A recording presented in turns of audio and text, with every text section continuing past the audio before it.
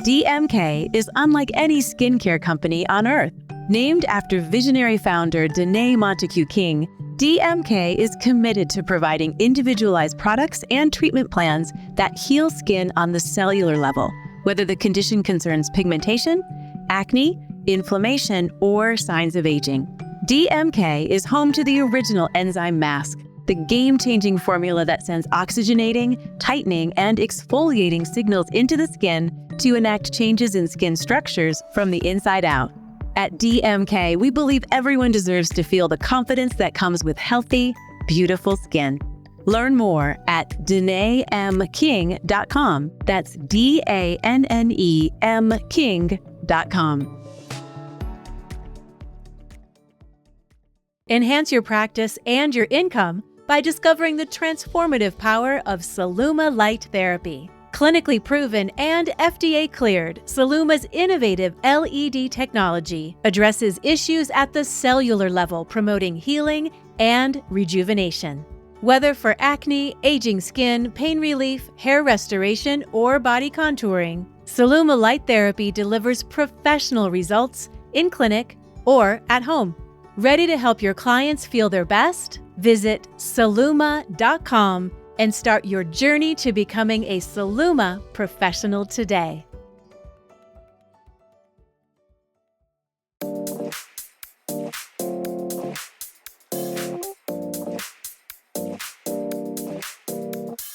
Hello and welcome to ASCP Esty Talk. I'm Ella Cressman, licensed esthetician, certified organic skincare formulator, and a content contributor for Associated Skincare Professionals. I am Maggie Staszcuk, licensed esthetician and ASCP's program director.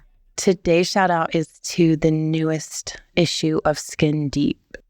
Dropped. Super exciting. Isn't it beautiful? Beautiful. Love it. Well, if you are an ASCP member and you get Skin Deep, then you will notice a very cool article on epidermal growth factors written by me.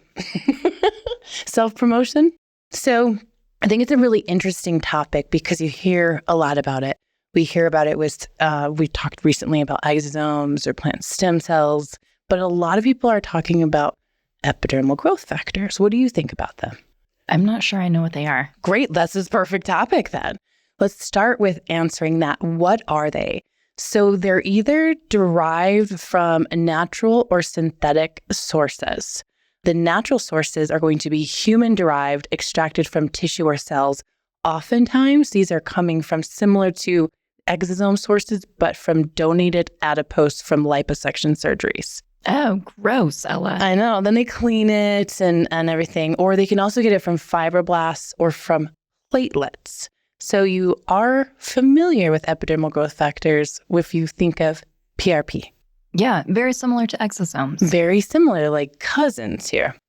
You also have animal-derived epidermal growth factors that can be extracted from mice or pigs or bovine even, potentially. And then synthetic sources, those are called recombinant epidermal growth factors. And this is where biotechnology comes in. And they extract it from a host organism. So it could have, human beginnings, or such as bacteria or yeast. They extract it from a host organism, and then they insert it into things like bacteria or yeast. And then that produces the EGF protein or epidermal growth factor protein that is then purified, washed again, and then can be put in skincare products. So basically, their primary function is to encourage cell growth. Interesting? Very interesting. So cool. And really important when you're thinking about what you're wanting to get out of your skincare. Right. And especially when you think of professional skincare and a complement to a lot of what we do. But how do they work, right? So primarily, they bind to specific receptors. So we have EGF, epidermal growth factors, and then certain receptors. I bet you can't guess this one. EGFR. That's tricky. These scientists, they're so creative. Epidermal growth factor receptors. And this binding triggers a cascade of intracellular signaling similar to exosomes, but slightly different. And that triggering leads to different cellular responses, including cell proliferation, cell differentiation, cell migration, and then matrix synthesis. So when we're talking about cell proliferation, what we mean is pretty much growth or division and so on.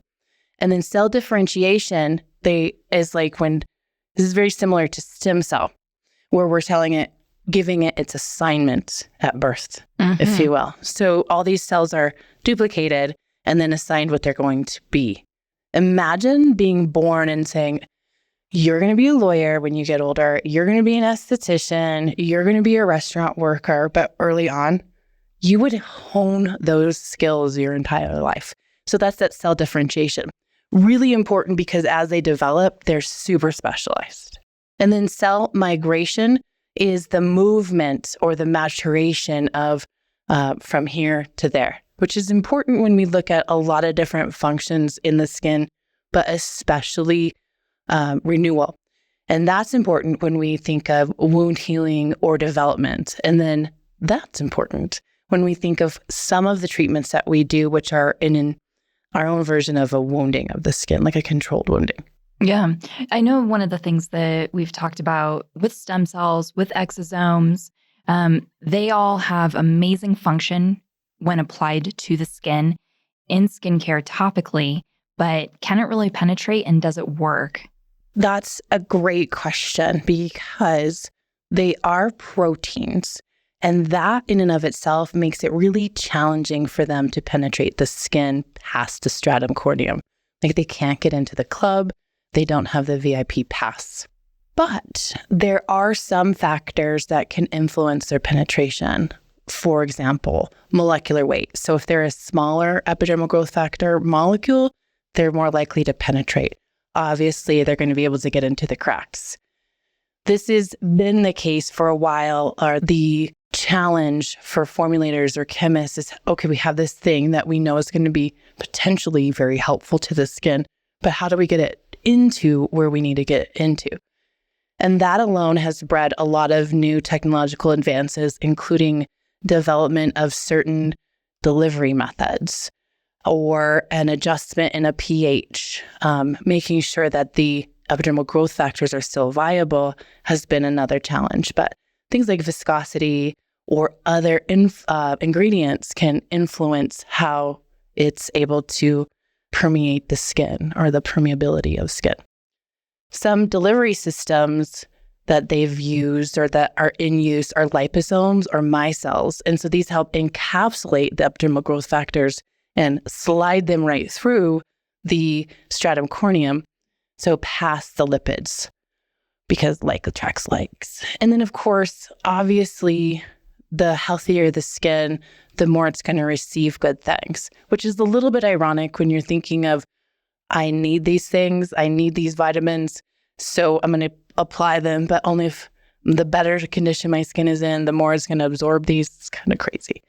But keeping the skin hydrated is going to help it receive at the optimal nutrient value of these or potential. So the more hydrated the skin, the more permeable it can be to EGFs. And then other things can influence epidermal growth factors penetration into the skin, like topical application techniques, how you're putting it on. Are you one that massages in, or do you just pat, pat, pat and go? I'm a massager. Okay, so then you'd be fine. You'd be fine. You'd get those little epidermal growth factors right where they need to go. So you want to know something interesting, though, about EGFs? Tell me. They don't play with everything well. Okay. There's some that they get along with and some that they don't get along with, which is interesting. So very important as a practitioner or as a consumer to think about the whole thing. And I think, have you ever seen like a new formulation and been so excited about it? Don't really ask a lot of questions. You're just like, oh my gosh, I want to try it. Every time. Everything? Yeah. Everything. Okay, yeah. Good. See, I must be a real crusty because I'm like, I don't know about that. But I like to dabble. I read the ingredient deck, but I just go for it. Let's try it. Yeah. And you would read, that's normal. You'd read the ingredient deck and you get excited about some of the things in there, right? Mm-hmm. Mm-hmm.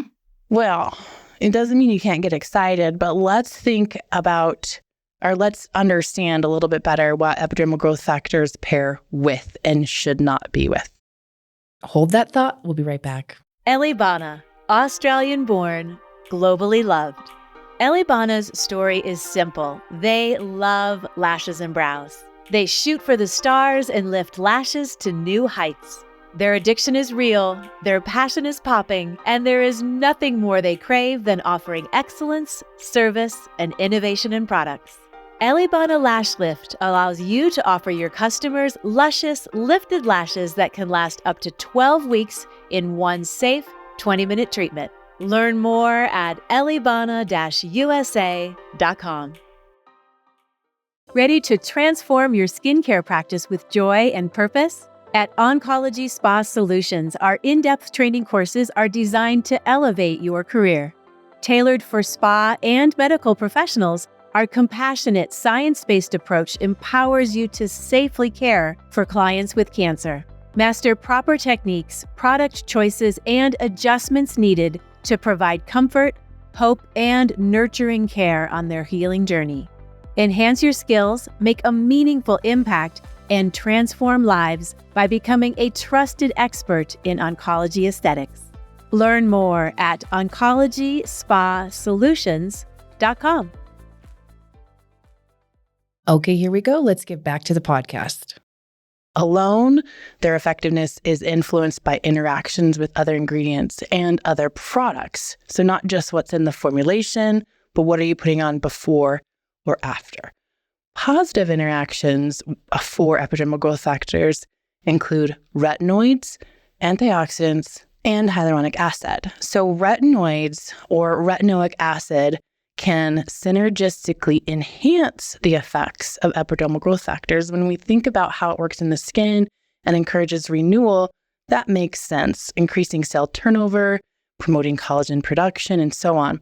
Because that's one thing that we didn't mention earlier, but epidermal growth factors really help with collagen elastin production and then health, like the quality of that, which is key. And then, of course, antioxidants like vitamin C, so vitamin A and vitamin C, or vitamin E can help protect them from degrading once they're, no matter in the formula, but also once they get into the skin, and that enhances the stability for efficacy. And then hyaluronic acid, because it helps to hydrate the skin, and as we just talked about, hydrated skin receives it better, so it helps with product penetration or epidermal growth factor penetration. So these are all things that you would be using in your skincare anyway. Most people, a lot of people, really. Yeah. But on that same note, here's two other ingredients that a lot of people also use that would have potentially negative interactions with EGF. Alpha hydroxy acids and beta hydroxy acids. So AHAs can obviously exfoliate the skin, not dissimilar, a little bit different messaging to retinoic acid, but they can also help improve absorption of active ingredients. They can potentially irritate the skin, right? Especially when you start using, could get that red, dry, I call it the inspired face because it's inspiring renewal. But when you're using AHAs and EGFs, use them at different times. So use maybe your growth factors in the morning and your AHAs in the evening, or flop that. Because putting them together, they fight. They're not getting along. There is a rumble in the stratums. So not a great idea. So you don't have to stop using them, but just use them differently. For salicylic acid, as the main real beta hydroxy acid, it can also exfoliate the skin, but can cause irritation too. So not recommended, same thing as AHAs, to use with EGFs because be another fight. So basically they just don't get along. Here's another really cool thing is that there are other ingredients that encourage the skin's own epidermal growth factor processes. Can you guess any of them? Yeah, I would imagine a lot of the ones that we just talked about, because when you think that epidermal growth factors are increasing cell renewal and differentiation, there's a lot of ingredients already that we're using that also do these things. Bang, bang, bang. Yep. So first off, we have retinol or retinoids. So retinol or retinoic acid, just like you said, because it stimulates that cell turnover. So the stimulating of the cell turnover encourages our endogenous EGF production. Vitamin C because it helps with just maintaining them within the skin. Or that's just one antioxidant, but vitamin C is the superstar, but antioxidants in general. But peptides, particularly copper peptides, can stimulate collagen production and promote the same wound healing or regeneration like a epidermal growth factor would. And this can indirectly enhance that. Pretty cool, right? Very cool, yeah. And even just other growth factors, because there's more than just epidermal growth factors. So there's also fibroblast growth factors, and those are known as FGFs and other different types of things. So interesting, because we're talking about the epidermis, but there's other tissues in there to consider. You don't think about that. I hear epidermal growth factors, and I just think that is everything within the skin. It's a growth factor for all the different types of cells.